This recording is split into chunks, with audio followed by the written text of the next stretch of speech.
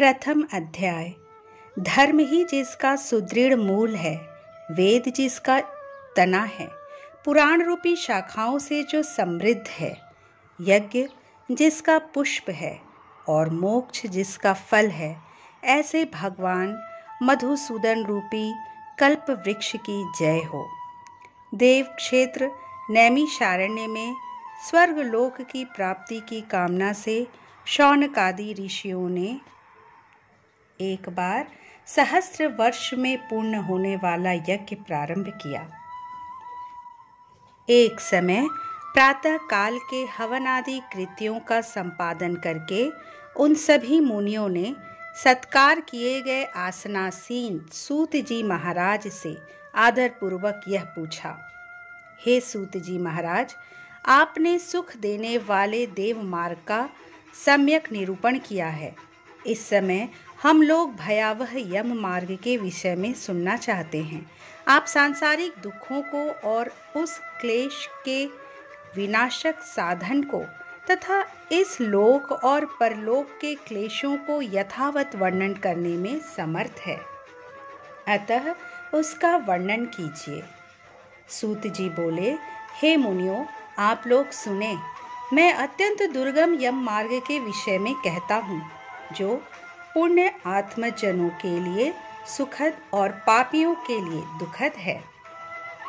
गरुड़ जी के पूछने पर भगवान विष्णु ने उनसे जैसा कुछ कहा था, मैं उसी प्रकार आप लोगों के संदेह की निवृत्ति के लिए कहूँगा।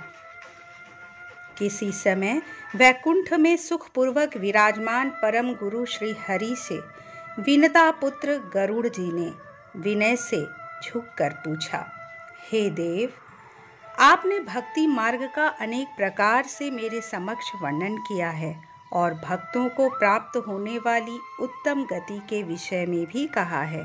अब हम भयंकर यम मार्ग के विषय में सुनना चाहते हैं। हमने सुना है कि आपकी भक्ति से विमुख प्राणी वहीं नरक में जाते हैं। भगवान का नाम सुगमता पूर्वक लिया जा सकता है। जिह्वा प्राणी के अपने वश में है तो भी लोग नरक को जाते हैं। ऐसे अधम मनुष्यों को बार बार धिक्कार है। इसलिए हे भगवान, पापियों को जो गति प्राप्त होती है तथा यम मार्ग में जैसे वे अनेक प्रकार के दुख प्राप्त करते हैं, उसे आप मुझसे कहें।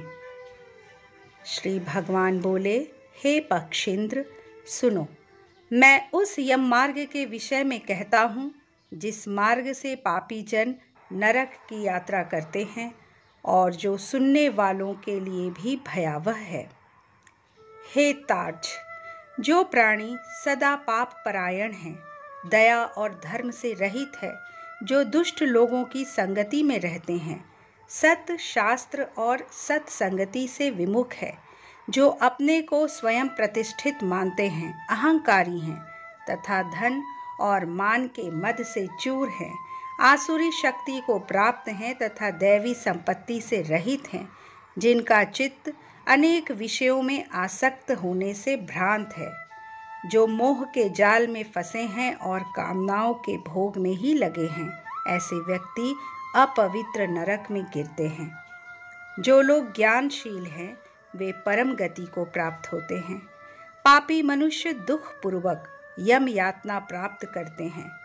पापियों को इस लोक में जैसे दुख की प्राप्ति होती है और मृत्यु के पश्चात वे जैसी यातना को प्राप्त होते हैं, उसे सुनो।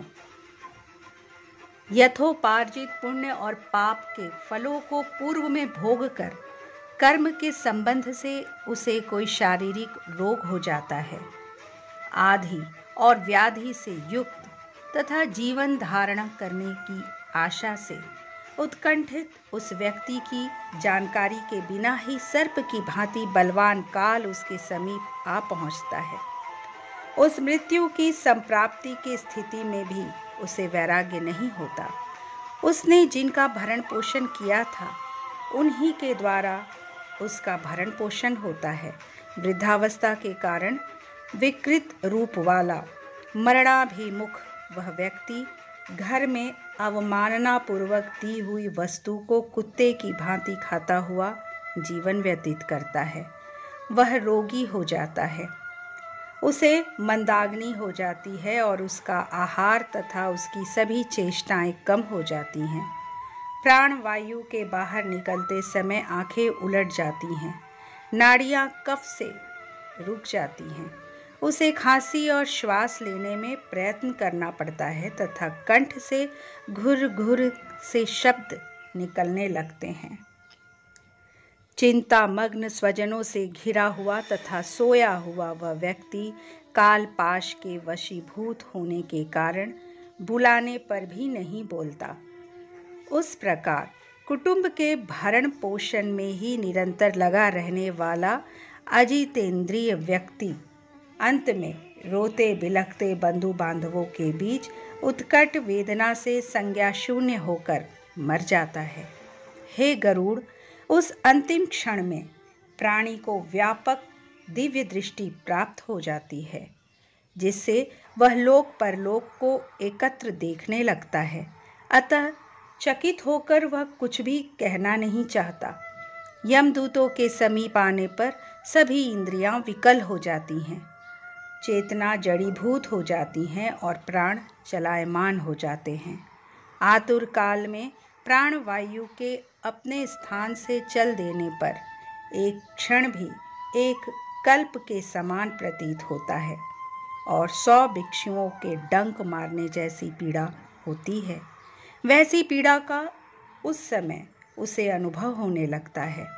वह मरणासन व्यक्ति फेन उगलने लगता है और उसका मुख लार से भर जाता है। पापी जनों के प्राण वायु अधोद्वार गुदा मार्ग से निकलते हैं। उस समय दोनों हाथों में पाश और दंड धारण किए नग्न, दांतों को कटकटाते हुए क्रोधपूर्ण नेत्र वाले यम के 2 भयंकर दूत समीप में आते हैं। उनके केश ऊपर की ओर उठे होते हैं, वे कौवे के समान काले होते हैं और टेढ़े मुख वाले होते हैं तथा उनके नख आयुध की भांति होते हैं। उन्हें देखकर भयभीत हृदय वाला वह मरणासन प्राणी मलमूत्र का विसर्जन करने लगता है।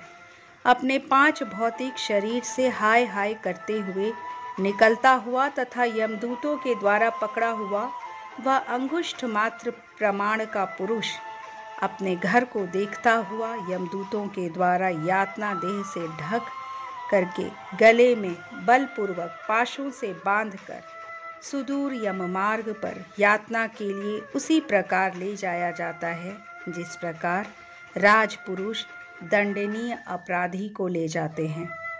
इस प्रकार ले जाए जाते हुए उस जीव को यम के दूत तर्जना करके डराते हैं और नरकों के तीव्र भय का पुनः पुनः वर्णन करते हैं। यमदूत कहते हैं, रे दुष्ट, शीघ्र चल, तुम यमलोक जाओगे।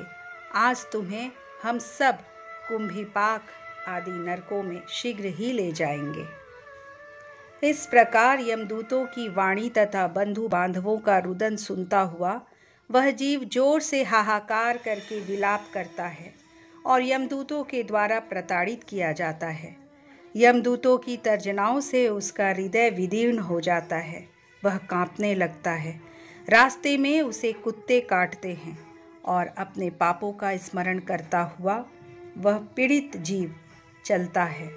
भूख और प्यास से पीड़ित होकर सूर्य, दावाग्नि एवं वायु के संतप्त होते हुए और यमदूतों के द्वारा पीठ पर कोड़े से पीटे जाते हुए उस जीव को तपी हुई बालुका से पूर्ण तथा विश्राम रहित और जल रहित मार्ग पर असमर्थ होते हुए भी बड़ी कठिनाई से चलना पड़ता है।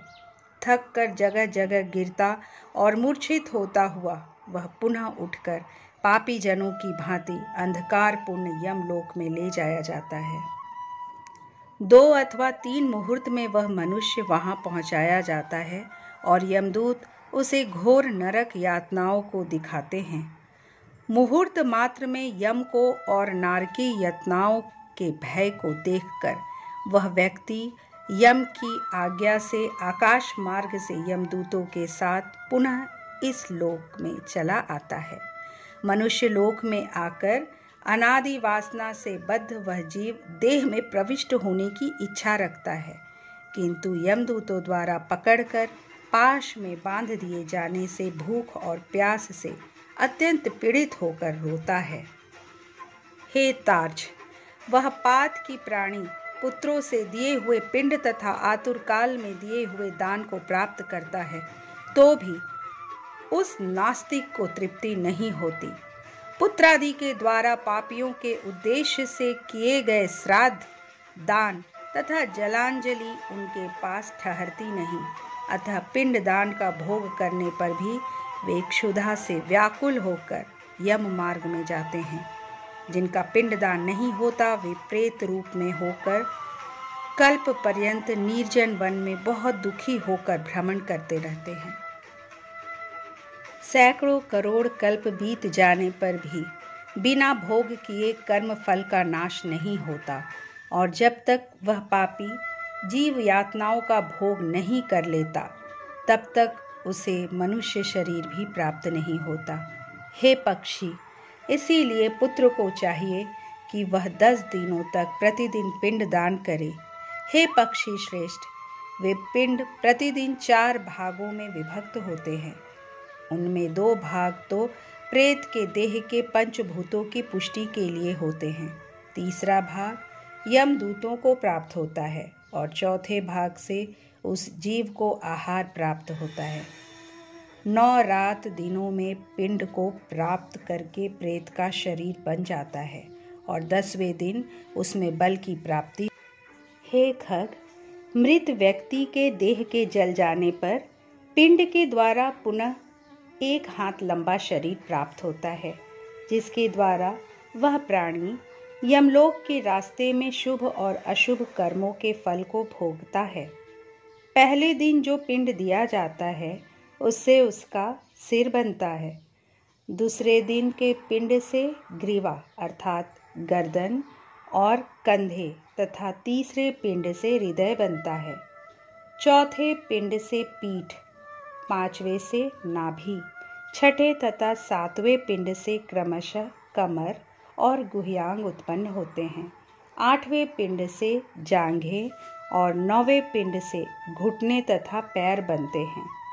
इस प्रकार 9 पिंडों से देह को प्राप्त करके 10वें पिंड से उसकी क्षुधा तथा तृषा, भूख प्यास ये दोनों जागृत होती हैं। इस पिंडज शरीर को प्राप्त करके भूख और प्यास से पीड़ित जीव 11वें तथा 12वें 2 दिन भोजन करता है। 13वें दिन यमदूतों के द्वारा बंदर की तरह बंधा हुआ वह प्राणी अकेला उस यम मार्ग में जाता है। हे खग, मार्ग में मिलने वाली वैतरणी को छोड़कर यमलोक के मार्ग की दूरी का प्रमाण 86,000 योजन है। वह प्रेत प्रतिदिन रात दिन में 247 योजन चलता है। मार्ग में आए हुए इन 16 पुरों को पार करके पातकी व्यक्ति धर्मराज के भवन में जाता है। सौम्यपुर, सौरीपुर, नगेंद्र भवन, गंधर्वपुर, शैलागम, क्रौंचपुर, क्रूरपुर, विचित्र भवन, बहवापतपुर, दुखदपुर, नानाक्रंदपुर, सुतप्त भवन, रौद्रपुर, पयोवर्षणपुर, शीताढयपुर तथा बहुभीतिपुर को पार करके इनके आगे यमपुरी में धर्मराज का भवन स्थित है। यमराज के दूतों के पाशों से बंधा हुआ पापी जीव रास्ते भर हाहाकार करता रोता हुआ अपने घर को छोड़ करके यमपुरी को जाता है।